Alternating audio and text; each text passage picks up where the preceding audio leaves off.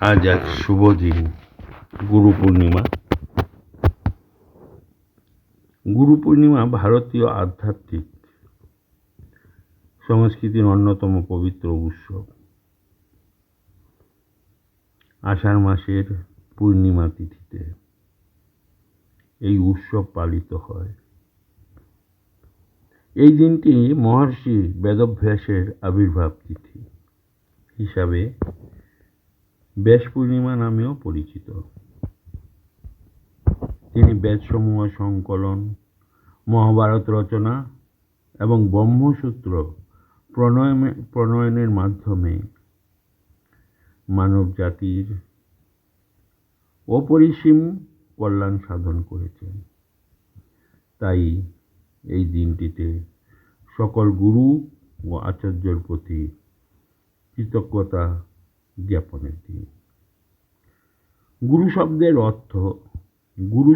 অর্থ গু মানে অন্ধকার বা অজ্ঞান, এবং রু মানে এই অন্ধকারের অপসারণকারী। সুতরাং গুরু হলেন তিনি, যিনি জীবনের অজ্ঞানরূপ অন্ধকার দূর করে জ্ঞান, ভক্তি ও ঈশ্বর প্রেমের আলো জ্বালিয়ে দেন। মানুষ কেন গুরু পূর্ণিমা পালন করেন? গুরু পূর্ণিমা কেবল একটি ধর্মীয় অনুষ্ঠান নয়, এটি কৃতজ্ঞতার উৎসব। এই দিনে আমরা স্মরণ করি যিনি আমাদের জীবনের সঠিক পথ দেখিয়েছেন, যিনি আমাদের চরিত্র গঠনে সাহায্য করেছেন,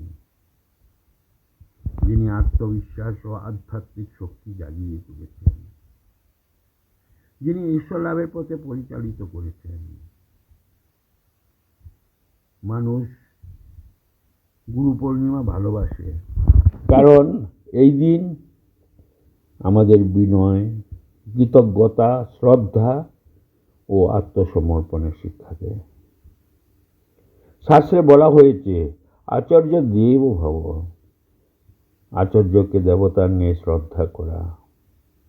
গুরুর প্রথম ভূমিকা অজ্ঞান দূর করা, ঈশ্বরের পথে পরিচালিত করা, চরিত্র গঠন করা, সন্দেহ দূর করা, আত্মবিশ্বাস জাগানো,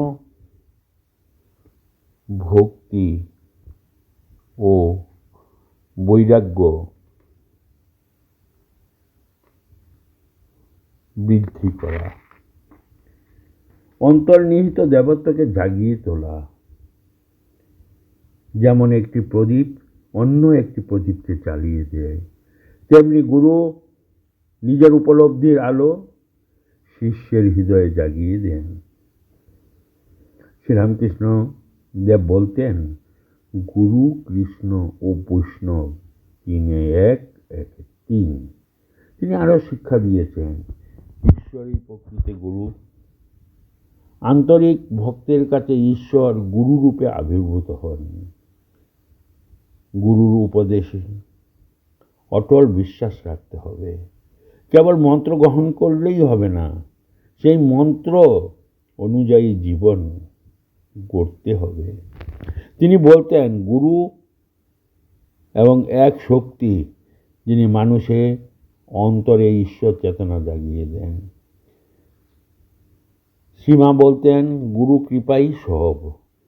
তিনি উপদেশ দিয়েছেন, নিয়মিত জপ ধ্যান করতে হবে, গুরুর নির্দেশ আন্তরিকভাবে পালন করতে হবে, সকলের প্রতি ভালোবাসা রাখতে হবে, কারো দোষ দেখা যাবে না।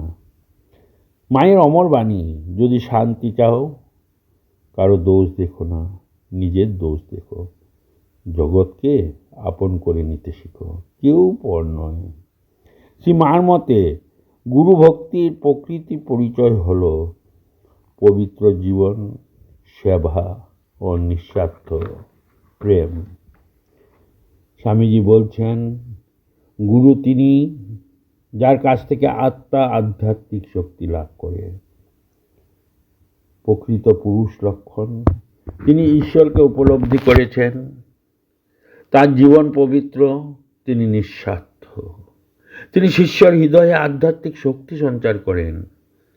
তিনি কেবল শিক্ষা দেন না, জীবন গড়ে তোলেন। স্বামীজি আরও বলেছেন, ধর্ম কেবল বই পড়ে শেখা যায় না, এক জীবন্ত আত্মার থেকে আত্মা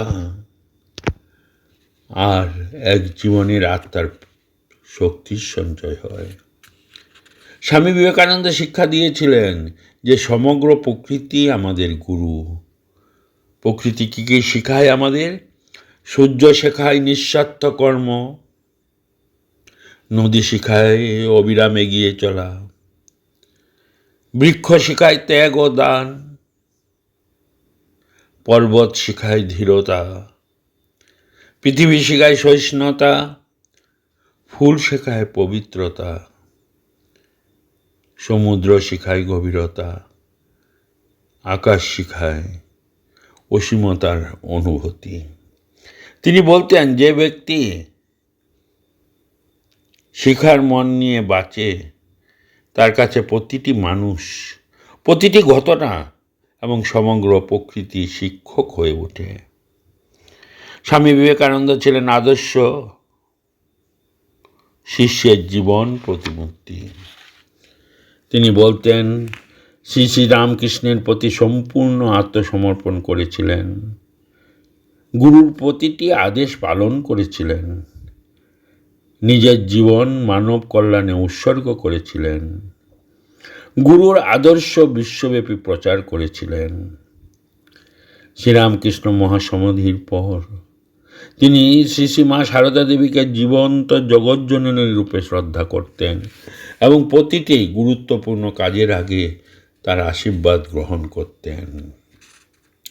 মানব জীবনে গুরুর ভূমিকা: গুরু মানুষের চরিত্র গঠন করেন, আত্মবিশ্বাস জাগিয়ে তোলেন, মনকে নিয়ন্ত্রণ করতে শেখান, ভয় দূর করেন, জীবনের উদ্দেশ্য বুঝতে সাহায্য করেন, অন্তর্নিহিত দেবত্ব প্রকাশ করতে সাহায্য করেন,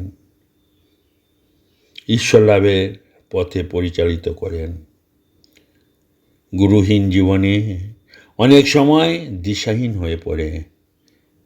গুরুর কৃপায় জীবন অর্থপূর্ণ ও আলোকিত হয়। এই গুরুপূর্ণায় আমাদের কি করা উচিত? স্বামী বিবেকানন্দের মতে গুরু পূজা কেবল ফুল, ধূপ ও প্রদীপ নিবেদনের মধ্যে সীমাবদ্ধ নয়।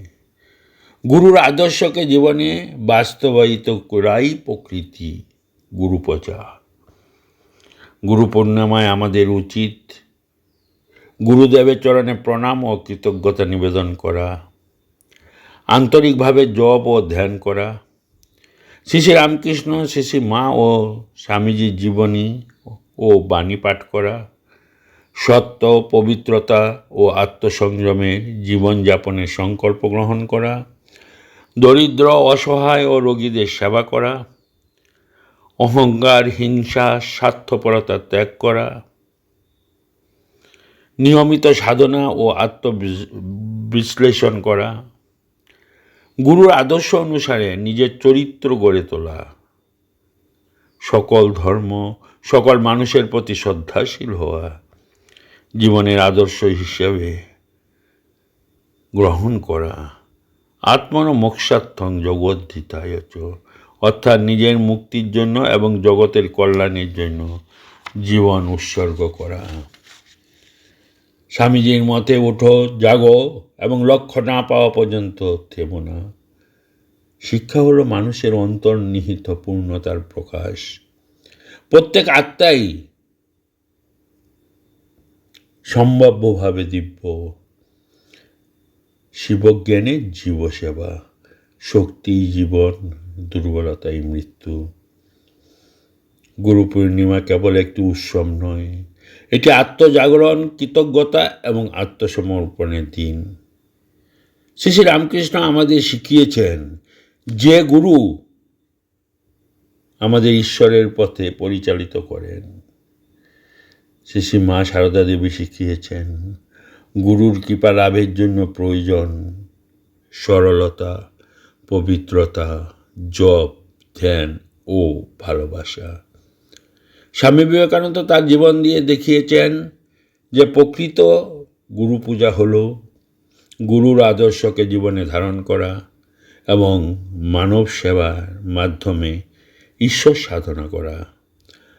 অতএব গুরু পূর্ণিমা এই পবিত্র দিনে আমরা যেন গুরুর চরণে কৃতজ্ঞতা চিত্তে প্রণাম জানাই, তার আদর্শ অনুসারে জীবন গড়ে তুলি, নিয়মিত সাধন করি এবং সাধনা করি এবং আত্মন মোক্ষার্থং জগদ্ধিতা এই মহান আদর্শে উদ্বুদ্ধ হয়ে নিজের মুক্তি ও বিশ্বের কল্যাণে জীবন উৎসর্গ করি।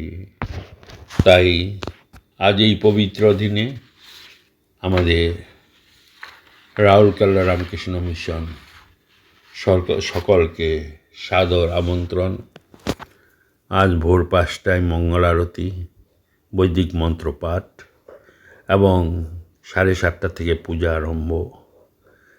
10টায় হোম, পুষ্পাঞ্জলি এবং গুরুতত্ত্ব সম্বন্ধে আলোচনা করবেন স্বামী দিব্যস্বরূপানন্দ। এই উপলক্ষে সকলকে জানাই আন্তরিক প্রীতি, শুভেচ্ছা ও ভালোবাসা এবং যারা যারা আসবেন সকলকে আহ্বান করি এবং সকলেই প্রসাদ পেয়ে যাবেন। সকলকে পুনরায় আন্তরিক প্রীতি, শুভেচ্ছা, ভালোবাসা ও নমস্কার। ধন্যবাদ।